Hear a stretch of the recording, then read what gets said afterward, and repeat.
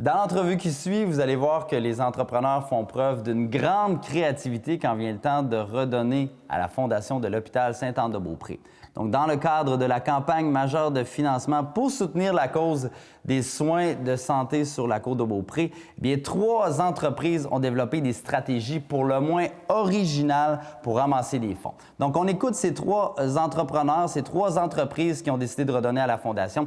Et tout de suite après, Véronique Tremblay, la directrice générale de la Fondation, nous révèle le montant du thermomètre de la campagne. Donc, on est presque rendu à la fin de la campagne. Je vous rappelle que l'objectif était de $1 million et on est pas mal proche de l'atteindre. Place au reportage. Et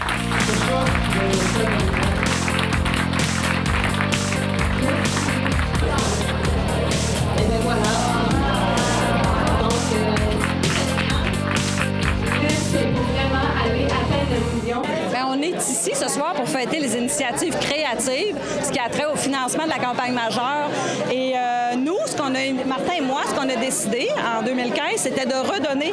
À chaque fois qu'on vend ou qu'on achète une propriété avec un client qui passe par nous, on redonne 100 $ à la Fondation. La semaine dernière, on a remis un beau chèque de 2 000 $. Fait que ça nous fait vraiment plaisir de contribuer. On l'a dit, c'est nécessaire à une communauté comme la nôtre, une unité de soins palliatifs comme celle-là. Et je m'aimerais ça ce soir mettre tous les courtiers immobiliers de la côte de Beaupré au défi de faire leur part, si petite soit-elle, mais d'une façon comme celle-ci ou autre, mais de contribuer à faire de notre société meilleure pour que les gens aient le goût d'aménager sur la côte de Beaupré. Donc, le défi est lancé, c'est important de contribuer?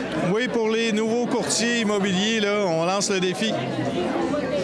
Bien, premièrement, nous, ça fait 4 ans qu'on est ici, c'est à la côte de Beaupré. Puis notre but, c'était de s'intégrer dans la communauté. Alors, comme les gens nous le rendent aussi, donc on a décidé de s'associer à la Fondation par un don en créant une bière. Cette bière-là, c'est aussi une approche qu'on a eue depuis le début. Léandre Saint-Don, producteur d'arbousier de la région de Saint-Ferréol, nous a approché au tout début pour qu'on travaille ensemble. Et là, quand la Fondation est arrivée, je me suis dit, OK, qu'est-ce qu'on pourrait faire pour joindre tout ça ensemble? Alors, on a décidé de faire une bière blanche à l'arbousier. Et puis, on donne, à chaque litre produit, on donne 50 sous pour la Fondation. Alors, c'est comme ça qu'on a décidé, Joanne et moi, de s'impliquer à la cause. Parce que c'est une cause qui vous tient à cœur, j'imagine. Exactement. Bien, effectivement, on sait pas ce que l'avenir nous réserve, mais si ce petit geste-là peut faire que, comme Brigitte disait tantôt, on peut avoir une meilleure société, bien, tant mieux. Ça sera notre contribution. C'est un projet important, c'est un projet structurant. Donc, je pense que c'était un défi qui était intéressant à lancer. C'est quoi votre défi, M. Boisvert? Par rapport à la Fondation? Bien, tout d'abord, comme je disais tout à l'heure, la Fondation, autant que l'hôpital, c'est des organisations structurantes sur la côte de Beaupré. Et ça, on en a besoin. C'est ce qui fait que notre communauté reste vivante, reste agréable à vivre. Puis dans le cas présent, avec la levée de fonds de 1 million, ça s'adresse quand même aux soins palliatifs, les soins de fin de vie. On sait que tout le monde va passer par là. Ça profite à l'ensemble de la population de la côte de Beaupré. On espère juste ne pas en profiter, mais malheureusement, que ce soit personnellement, que ce soit par la famille, des amis, c'est sûr qu'à un moment donné, dans notre entourage, on va connaître des gens qui vont profiter de ce que la Fondation est en train de faire. L'aménagement d'une section en soins palliatifs, on n'a pas eu l'occasion encore de la visiter. Les travaux sont réalisés. Semble-t-il que c'est très, très bien. Et je crois aussi que toute la partie soins à domicile, j'ai accompagné un de mes grands amis l'hiver dernier en fin de vie à sa résidence.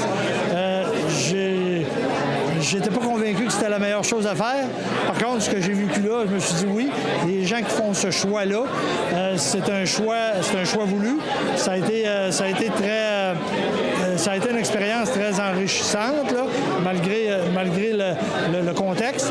Et je pense qu'une organisation comme la Fondation a aidé les gens à traverser cette période-là dans un contexte où ils veulent le faire à la maison.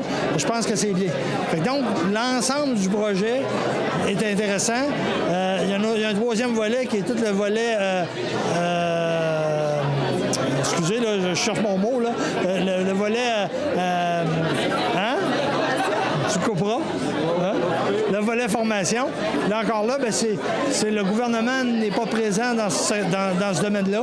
Je pense que c'est bien que les gens qui font, autant les permanents que les bénévoles, qui accompagnent les gens dans ces circonstances-là, sachent un peu quoi faire avec les personnes qui ont à vivre ça. Et en tant que coprésident de la campagne majeure de financement, vous avez décidé aussi de faire votre part.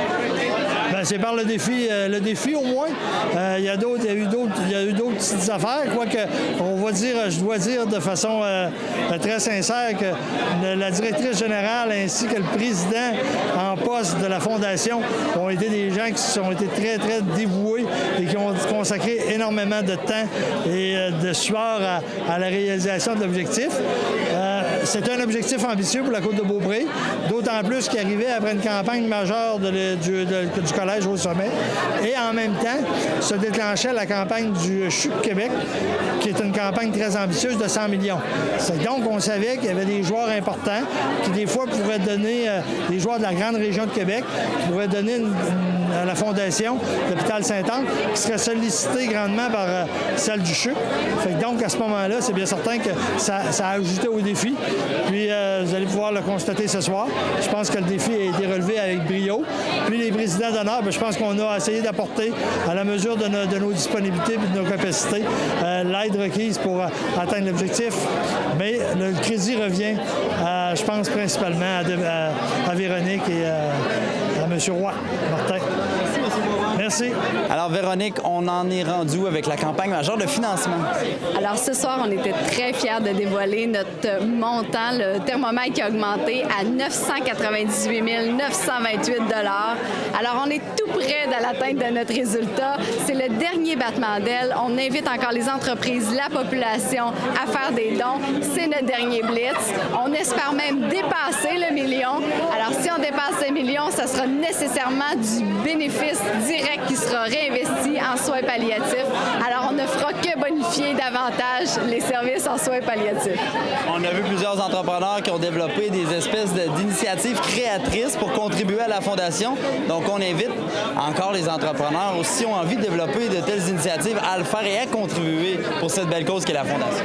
Oui, c'est ça qu'on voulait mettre à l'honneur ce soir. Chacun le fait à la hauteur de leur capacité. Alors, il suffit de venir nous voir, qu'on regarde les modalités et puis qu'on va mettre tous les outils nécessaires pour justement mousser ces activités-là qui sont différentes, qui sont novatrices, puis qui sont symboles de la mobilisation, de la solidarité des gens et des entreprises de la Côte-de-Beaupré.